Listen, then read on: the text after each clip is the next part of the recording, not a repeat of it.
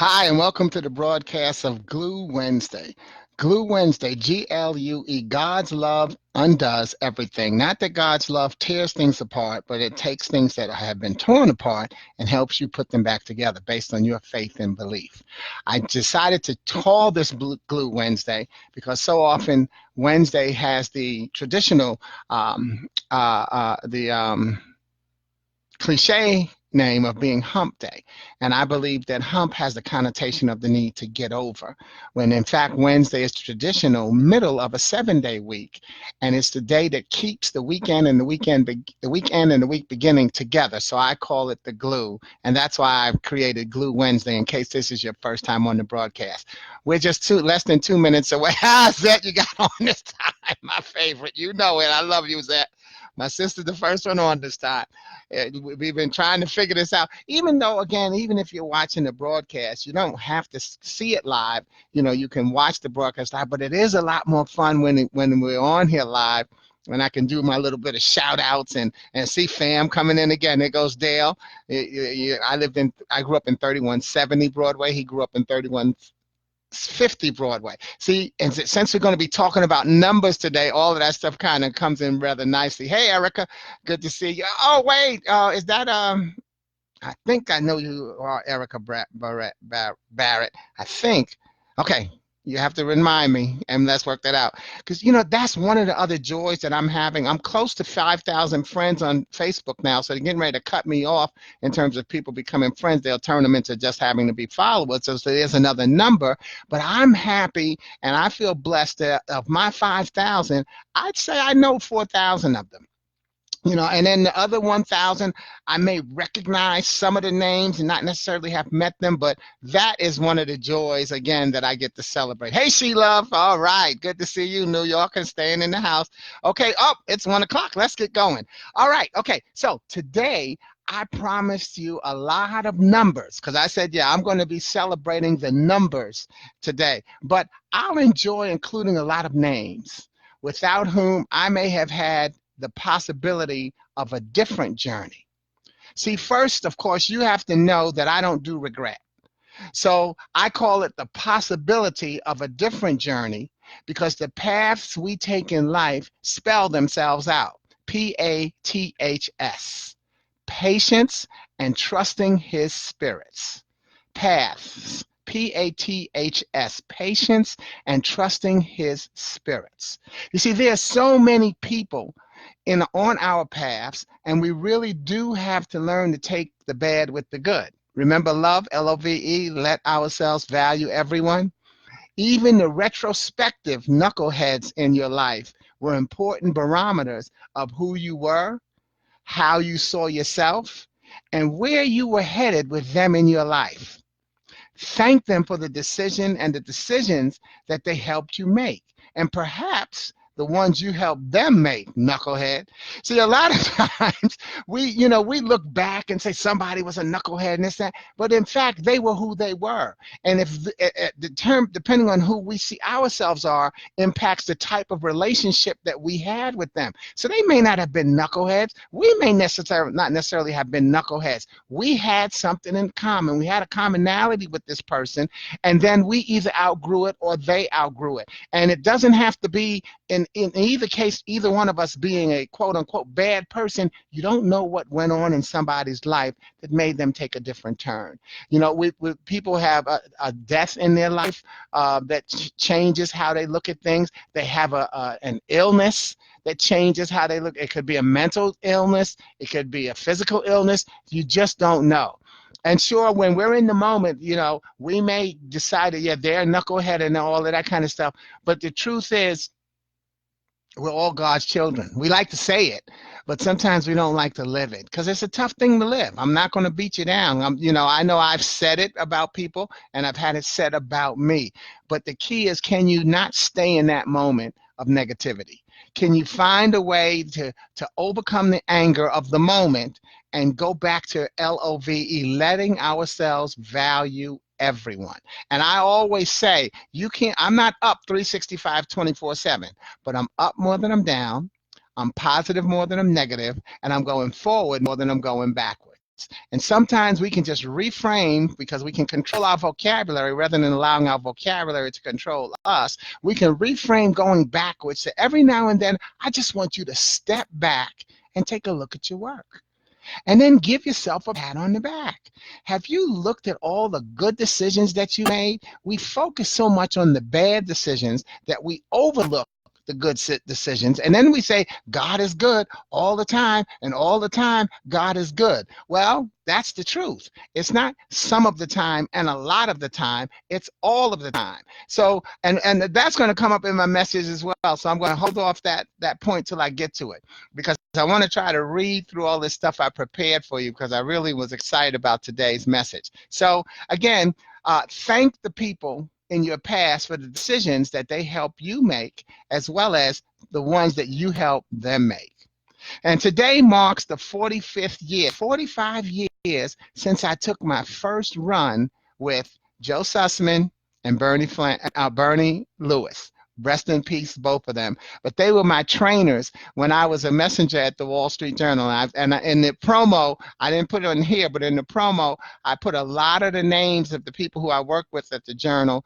And we're still friends. You see that their names were highlighted so that they could be tagged, because that's the joy and the beauty of what we had at Wall Street Journal. So a lot of times when people talk, well, you know, corporate America, you can't really make friends. I made a lot of great friends at the Wall Street Journal, and obviously lifelong friends, because it's been 45 years now since Joe Fiorentino, it was the one who interviewed me and brought me in to be, and this is PS, by the way, this is after my doing another 3 semesters in college, and where I told people I majored in social life. Now, social life is a 3 semester curriculum.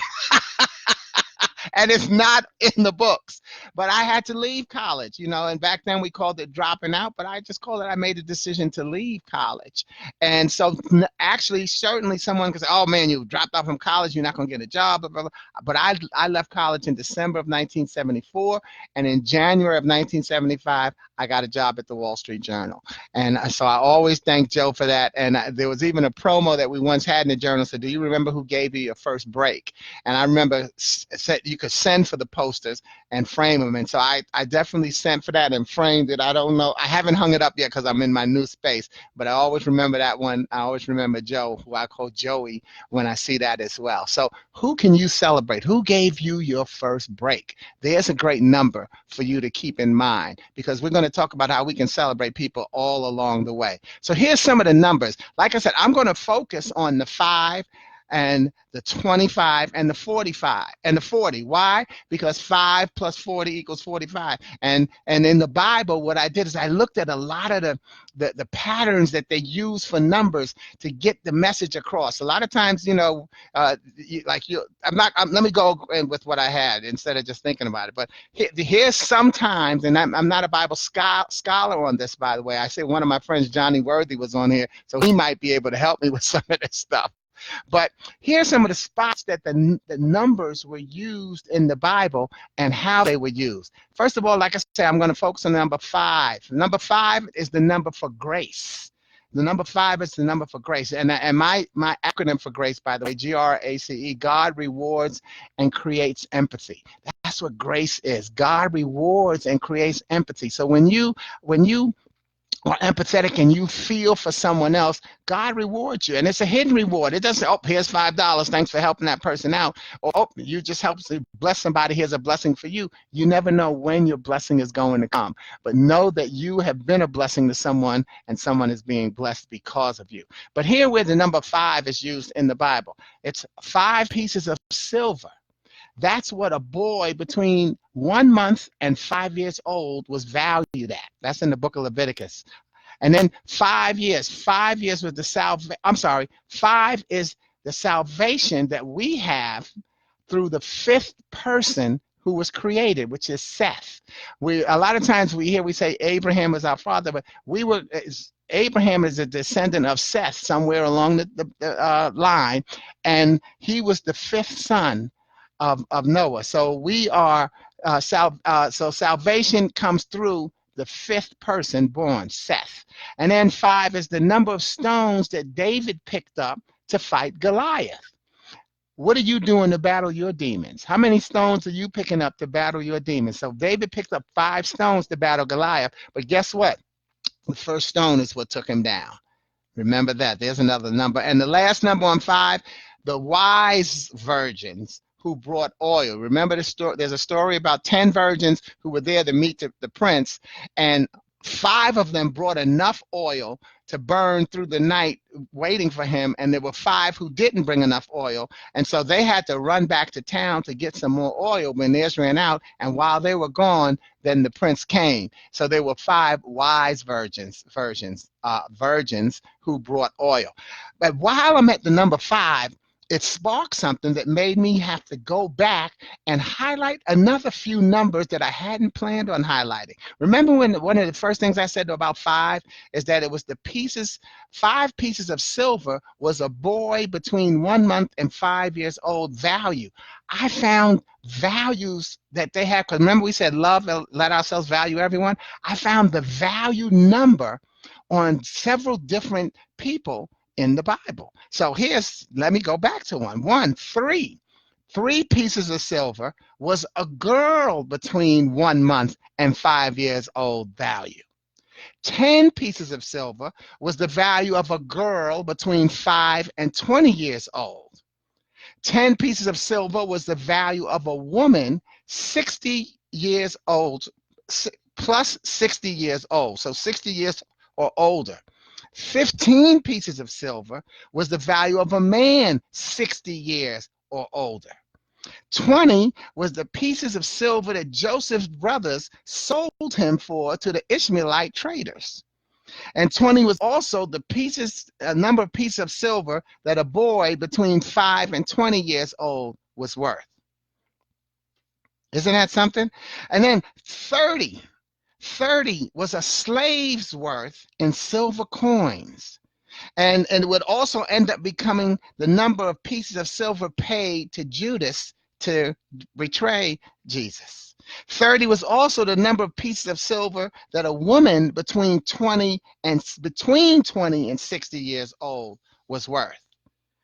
And then let's go up to 50. 50 was the number of pieces of silver a man between 20 and 60 was worth. And I got step one, and then 50 was also the number of pieces of silver, and this is a deep one, that you were fined for raping a young woman who is not engaged. Now that was I want to press that out, that was in Deuteronomy 20, 28 to 29. But here's what I thought was interesting. It says, it's 50 pieces of silver that you were fined for raping a young woman who was not engaged. Notice it said a young woman who is not engaged. It just says a woman. So if she's engaged, married, or widowed, it would have been okay. And I'm not saying that that's true, but I'm saying sometimes as we read the Bible, or as you read anything, or when you get information from anyone, listen carefully to what is being said, because that could make the difference in the decision that you have to make. So you would want to get that fine print. So where they say, well, it's 50 pieces of silver for raping a young woman who's not engaged. So, well, okay, well, does that mean, women who are engaged, married, or widowed, it's okay to rape? Oh, no, that's not what we meant. Well, put that in writing as well. Think about that when you putting your contracts together for any types of things that you need to have. So, slow down. Remember, path, patience, and trust his spirits. The people that God puts in your path will help you make those decisions. Let's keep going with the numbers. 100 pieces of silver for falsely accusing a virgin of Israel. And that was in Deuteronomy 22 also. And lastly, 1,100 pieces of silver were given to Delilah to betray Samson. So there's a lot of spots where we see that silver, what price people put on, the value that people put on things, and the prices and the numbers, the pieces of silver, how people were sold and what they were valued at. How are people valued? How do you value people in your life? Do you see them as a number? I'm sure you value them, but do you see them as a number? What would you pay for the people in your life? And just have a good time laughing and thinking about that, but don't really put that number. But we technically do that because we say, well, no, I wouldn't sacrifice this for so and so. Well, sacrifice is also could be a numerical thing as well.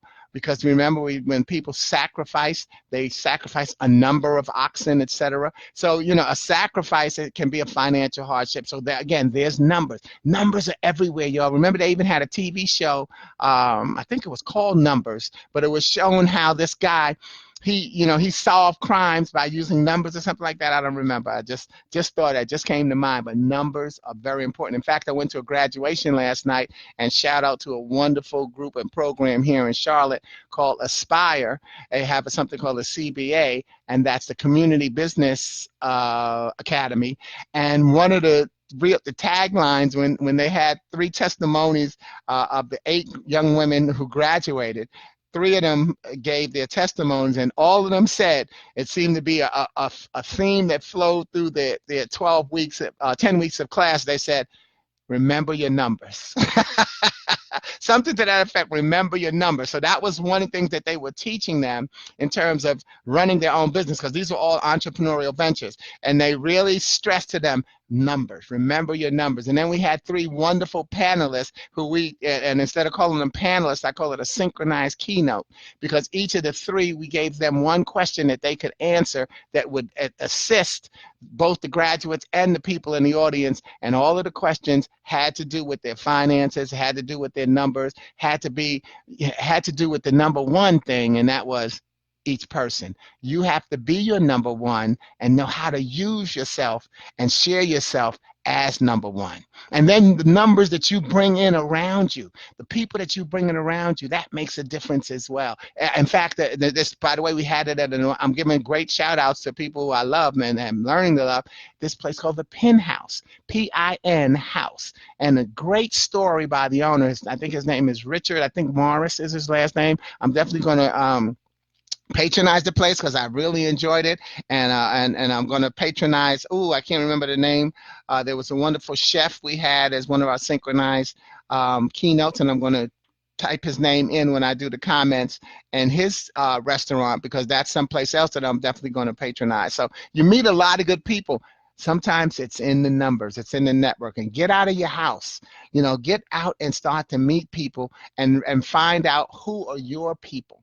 You don't have to have a great relationship with everybody that you meet, but you should have a great relationship. In other words, you be who you are and they can be who they are. And that does not mean that you have to keep in touch every day, okay? So back to our numbers. Let me go step back to number 25, because 5 was another reason, by the way, I said 5. I wanted to start with the number 5 because 5 plus 40 equals 45, and 45 is not a number that's used in the Bible in terms of examples. But also I want to say that 5 was the floor that I grew up on. I grew up on the 5th floor. I have 5 younger brothers, and so find ways to let the numbers go into your life and work for you. So 25. I only found the number 25 used once in my number 1 book, the Bible, and that was the age that the Levites must begin serving in the tabernacle. And remember, the Levites were the Israelites that didn't get a piece of the promised land, because they were like the priests, and so they got their inheritance through service. And again, if I'm not a Bible scholar and I put that in the wrong context, somebody happily add to it. It's not correcting me, it's adding to it and helping me get it in the right perspective, because I know where I'm going with it. Sometimes I just don't explain it right. And that's not me twisting it around and make it my way, but recognizing that that's what we do sometimes, is we can have the right idea and all we need to do is find the proper wording to put it into place. But the Levites were definitely the spiritual leaders of the Israelites, and they had to start serving. They must begin their service at 25, and 25 years later, at 50, is the age that they had to retire from serving in the tabernacle. So the Levites, 25 and then 25. They had to begin at 25 and then 25 years of service, and then they had to retire from serving in the tabernacle. So then Now let's move on to my final number, which is 40. And I love it because here's 40 from Sporty. And the number 40 is used a lot in the Bible. I actually didn't use all of the occurrences of the number 40. I just took some of them out, but because you're going to probably recognize a lot of them. I just now saw Michael Smith. His lucky number is 27, and and in fact I call that our birthday number because I'm born on the 27th of August. So Mike is born on the 27th of January. Hey, Pito. And then, so, 27, that's called your golden anniversary, your golden birthday. When you're born your birthday comes on the number of the day that you were born, that's your golden birthday. So a lot of times people who are born in the early parts of the month don't really get it to know and celebrate their golden birthday. Like if you're born on the first or the second, you don't know it's your golden. But a lot of people, especially once you start getting into your teens, you can learn about that. So share that with the young people, especially as they come to where they can understand it, and let them know what their golden birth anniversary is. And it's the number, the day that you were born, that's your golden. Okay, so 40 from Sporty. Well, here's some common ones we know. 40 nights, here's 40 days of rain, 40 days and nights of rain. Actually, we don't think about that. 40 days of night and rain, 40 days and nights of rain in the book of Genesis. That's where it first talks about where Noah needed to go get on the ark. Once Noah got on the ark, by the way, did you know that it was 40 days before he even checked to see if there was dry land? Okay, so it rained for 40 days and 40 nights, and then when it stopped, he didn't even look outside. He didn't check for another 40 days. Then that's also 40 days of the embalming process, which we find in Genesis 50 and 2. 40 days of the embalming process. And I think we found that because they were talking about Joseph wanting to be embalmed so they could take his bones to the promised land. Might not be right on that. I just thought of it. Okay, 40 days that Moses stayed on Mount Sinai. Moses stayed on Mount Sinai 40 days, and that's in Exodus. 40 days, 40 years that the Israelites ate manna as they were wandering. 40 years that they ate manna. There are 40 chapters in the book of Exodus when they left Egypt. So 40 chapters in their book. There were Deuteronomy. Has 40 lashes, was the most that was permitted to someone who was being punished. 40 lashes. And then 40 is the years of departure from Egypt before Aaron died. Moses' interpreter and brother. Aaron died 40 years after they left Egypt. And then 40 is the number of days that the leaders from the Israelite tribes scouted the land of Canaan. That was where they went and said that they were giants and they shouldn't occupy the land, but they were supposed to. But they went and scouted that land for 40 days. And also, while they were doing that scouting, that's how old Caleb was when he was sent to explore Canaan. So Caleb, remember, it was Caleb and Joshua were the only two. When they came back, they said, oh yeah, we should go take the land. But the other 10 said, no, they're giants. We can't beat them. So for 40 days, they went to scout the land, and Caleb was 40 at the time. And then also the number 40, they wandered for 40 years. We tend to know that. But the math on that also says that was 1 day for every day that they scouted the promised land. See, so just like they wandered for 40 years, they scouted the promised land for 40 days. See, these are some of the numbers that they're sometimes subliminal, but they're all working in the Bible together toward getting the message across. 40, another 40 days that Goliath taunted the Israelites before David slayed him. Remember, with his 5 stones? But 1 stone that did it, but he collected for 40 days. Goliath marched back and forth taunting the Israelites. 40 days and nights, Elijah traveled to Mount Sinai. We always think about Moses on Mount Sinai, but also Elijah traveled to Mount Sinai to speak with God. And that's actually part of one of my biblical themes this year. Every year I have a different biblical theme. And my biblical theme this year is 1 Kings 19:11 through 13. And see, while Elijah was on Mount Sinai, that was when he had the conversation with God. And I can read it. It says, "Go out," God said, "Go out and stand before me on the mountain." And as Elijah stood there, the Lord passed by, and a mighty windstorm hit the mountain. It was such a terrible blast that the rocks were torn loose, but the Lord was not in the wind.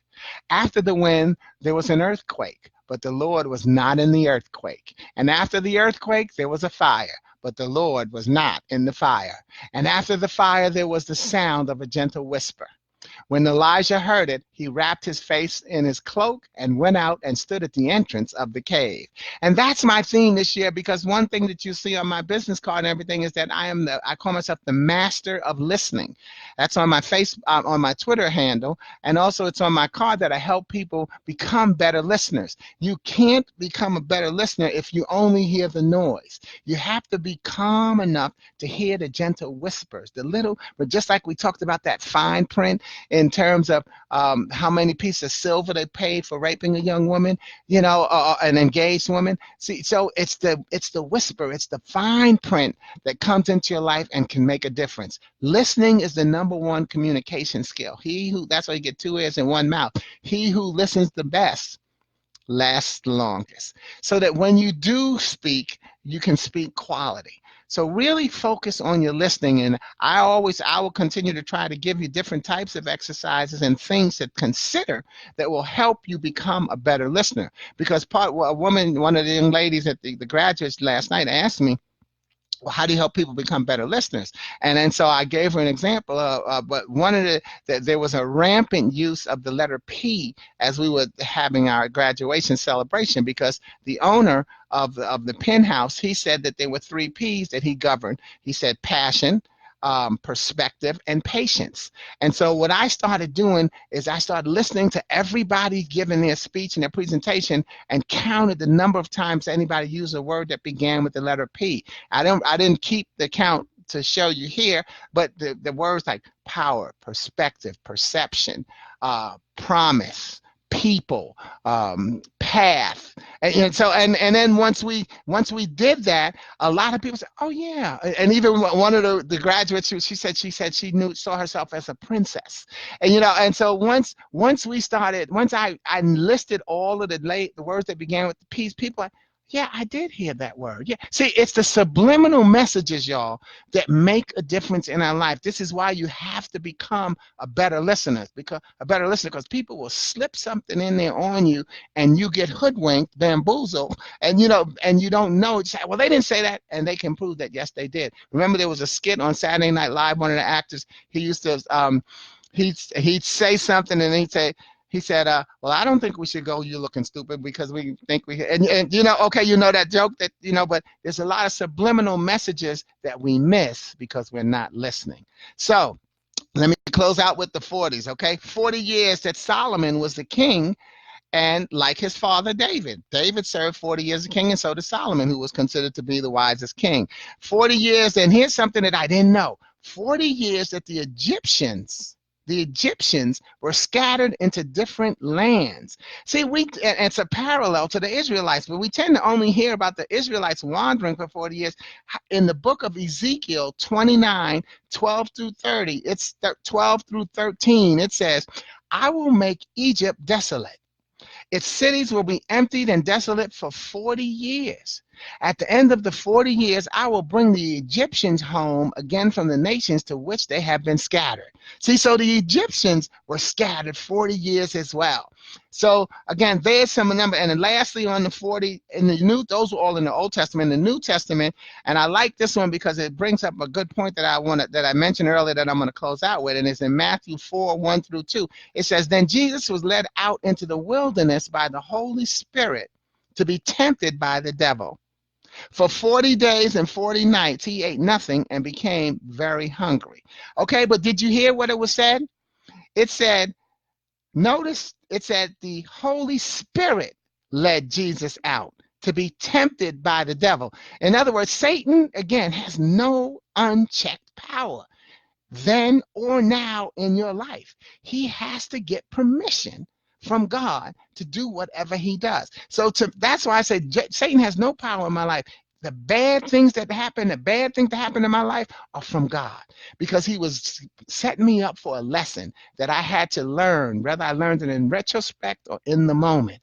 The Holy Spirit took Jesus out and said, okay, Satan, here you go. You got 40 days, 40 nights. See what you can do. And he couldn't do a thing. That's the same thing he can't do with your life, because you have to be your number one regardless. So I celebrate you all. That's the number that's important. I celebrate you all. Don't you forget to celebrate yourself and the many lives that are you, because these were some of the numbers and the people that I celebrate today, as well as every time that I want to, not allowing myself to restrict celebration to a man-made calendar. In fact, today is also the birthday anniversary of I call her my Toastmaster niece, Kiana Walker. Celebrate everybody as often as you can, and do not let a man-made calendar restrict your celebration, especially when it comes time to celebrate you. You're number one, and you deserve to be. Thank you for listening and sharing God Glue Wednesday. Please do share it. And if you get a chance to check it out on YouTube, go on there and click like become one of the subscribers on YouTube as well, because you never know, I might have something over there on YouTube that I don't have on Instagram. I mean on Facebook. So it's, I'm learning my technology and starting to share things more and more. So thank you. I'm going to give some quick shout outs because I got less than a minute, because I'm seeing some people that I haven't seen in years. Mark Berger, who I went to high school with. Man, what a good time we had. Kevin Shepard, Leon, just finished hanging out with him. Greg Thompson, hey, okay, Chicago in the house. Okay, this thing ain't scrolling for me like I wanted to, and there we go. Yes, all right, okay. Hey, Jamila. Hey, oh, okay, Toya, good to see you. Shagun, I hope I pronounced it right. Arnold, woo, a lot of people like it. Hey, Floyd, thank you. Good to see you again. Pito, good. I did catch that one. Okay, and Arnold, good to see you. All right. Let's see. Mike. Philip. What's up, Mr.? That's one of my chefs as well. Tommy, my stepping mentor, teaching me how to step like a champ. George Moss, go on, fam. Fourth floor in the house. Hey, Lou Cicchetti, man, one of the people who I dedicate a Toastmaster speech to, one of my great friends, always have been. Michael Brundy, one of my great Toastmaster speaking buddies as well. Lakeisha, good to see you. Hi, Renee, we go all the way back. Man, yeah, we got 40, yeah, like you said, 45 years of being wonderful childhood friends. Zet, yes, Zet, Zet, you would have been. Zet is still friends with people at Morgan Guarantee, and a friend who's been there 50 years. Okay, hey, what's up, Marie? What's up, fam? Michael Brown, what's going on? Hey, Kenny Graham, we got to watch our Spurs tonight. Tyrone, welcome. Again, Johnny Worthy, thank you for being here in Charlotte and helping me make my transition to Charlotte. Or introduction into Charlotte. Don't make transition sound like you might have died. Okay, and good. I got a lot of people up in the early part of the shadow. So thank you all. Hey, Gertrude. All right, see you at the family reunion. All right. God bless you all. Keep letting glue happen. GLUE. God's love undoes everything, but it sure as heck keeps us together. Check you out later. Ciao.